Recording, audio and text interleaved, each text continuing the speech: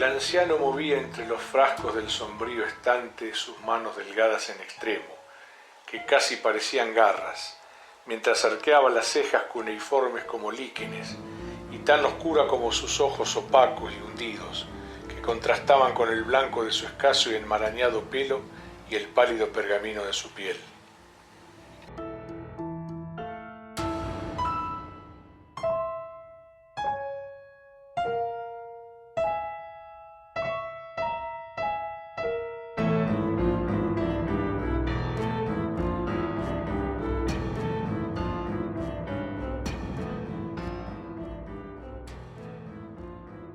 Sentía que mi miedo aumentaba cada vez que giraba dándonos la espalda, tal vez porque temía alguna situación inesperada, cuando se volviera hacia nosotros, o quizá acrecentaba mi sensación de desprotección el hecho de que cada vez que dejaba de vernos, Ignacio se alejaba de mi lado silenciosamente y orgueteaba los rincones y los cajones semiabiertos con total desparpajo, deslizándose junto a mí con un gesto de tranquilidad justo en el momento en que el viejo volvía a mirarnos.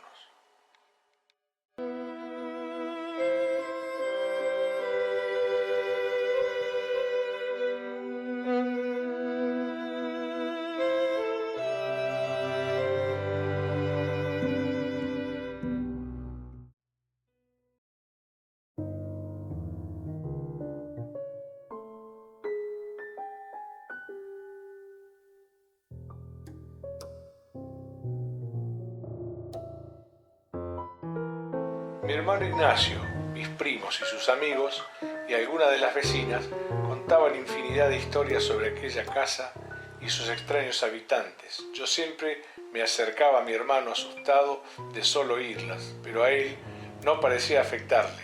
Cuanto más macabro el relato, más disfrute demostraba.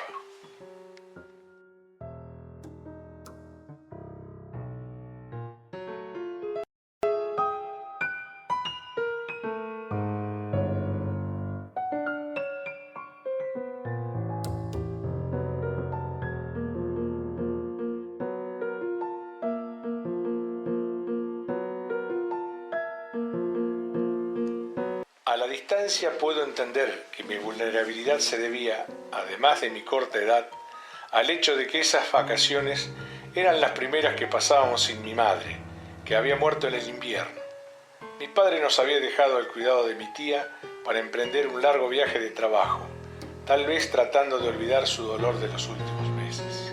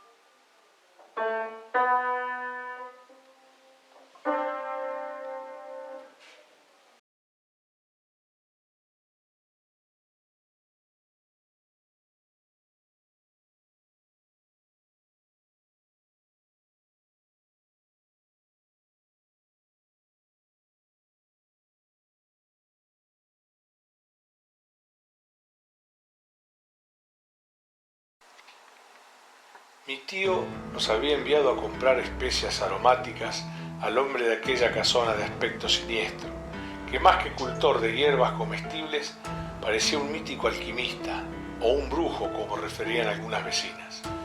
Entre las cosas que referían sobre él, decían que en una de sus habitaciones había un lugar destinado a ritos ocultos y hasta a sacrificios de animales, aunque seres humanos, que el propietario poseía un péndulo que bajo la guía de extrañas fuerzas le servían para buscar oro en los montes cercanos o junto al río, y que escondía un tesoro, una antigua y misteriosa pieza, un hallazgo arqueológico atemporal que podía perpetuar eternamente la existencia y las riquezas de quien lo tuviera en su poder.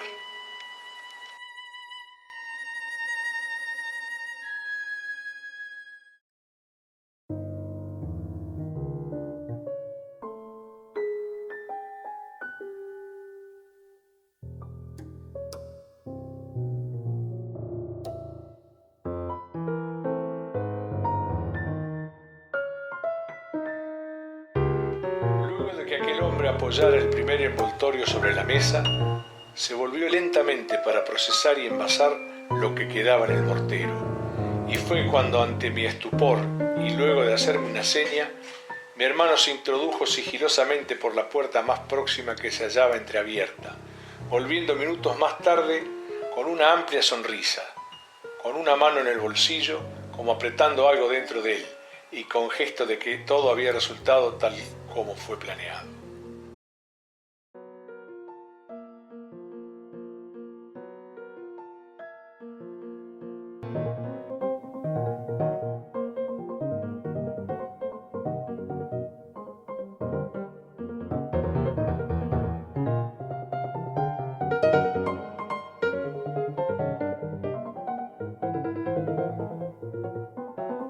Segundos después, el otro envoltorio era colocado prolija y cuidadosamente en el oscuro mesón, pero el hombre se sobresaltó crispando las manos al escuchar el horrible grito que prorrumpió desde una antigua y gastada puerta y que a mí me heló la sangre y me dejó sin aliento.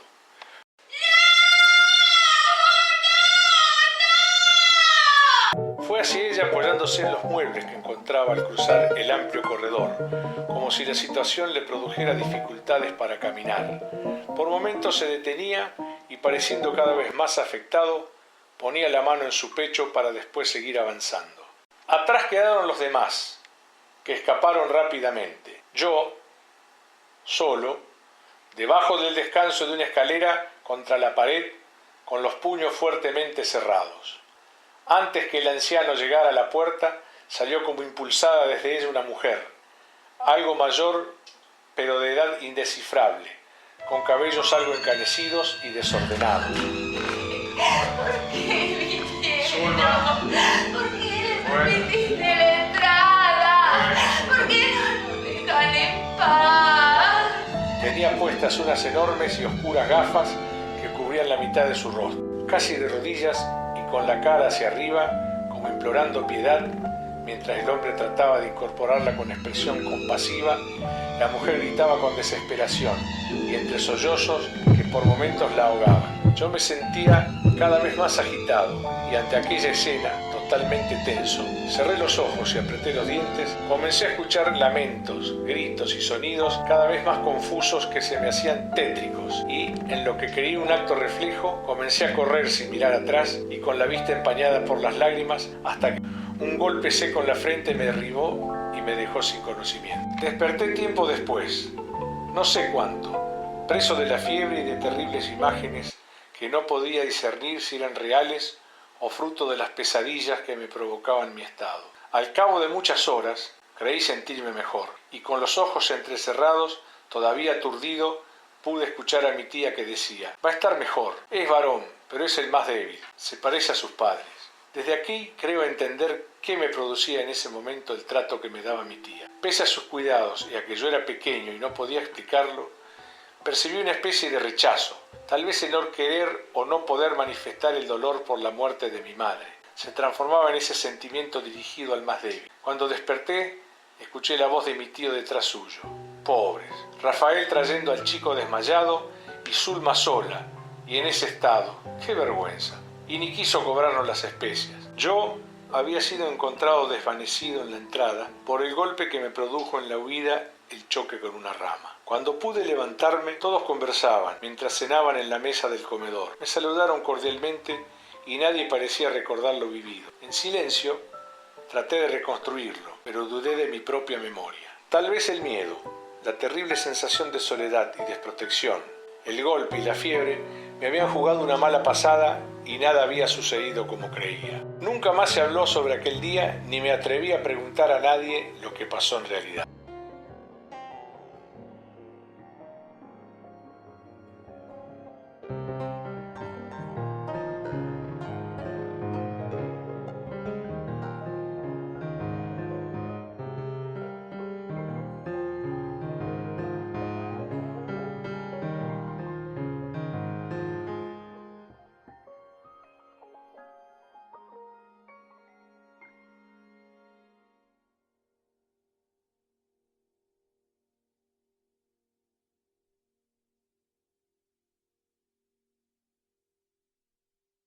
Solo en este momento trato de enhebrar cada recuerdo luego de haberlo contado por primera vez a alguien, a Patricia. Aunque Patricia también se fue y luego de que me dejara la vi alejarse por la ventana.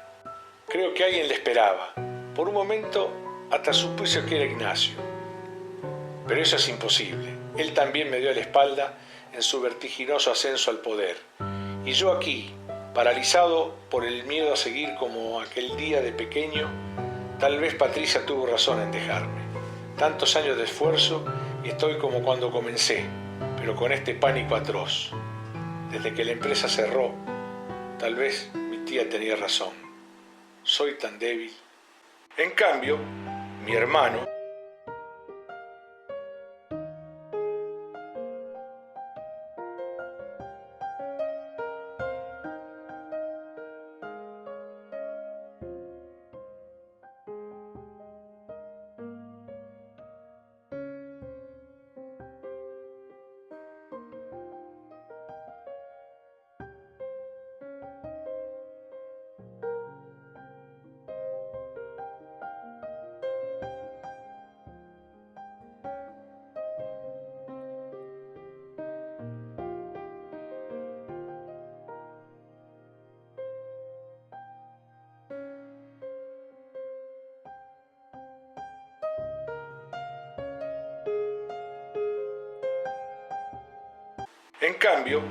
mi hermano, sin estudiar, sin demasiado esfuerzo, llegó a la cima y nada le afectó jamás, ni siquiera el suicidio de papá.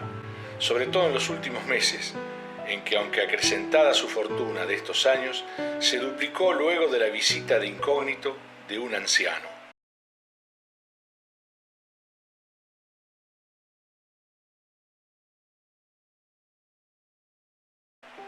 Aquel prestigioso coleccionista privado, dispuesto a comprar a cualquier precio una arcaica y misteriosa pieza de incalculable valor.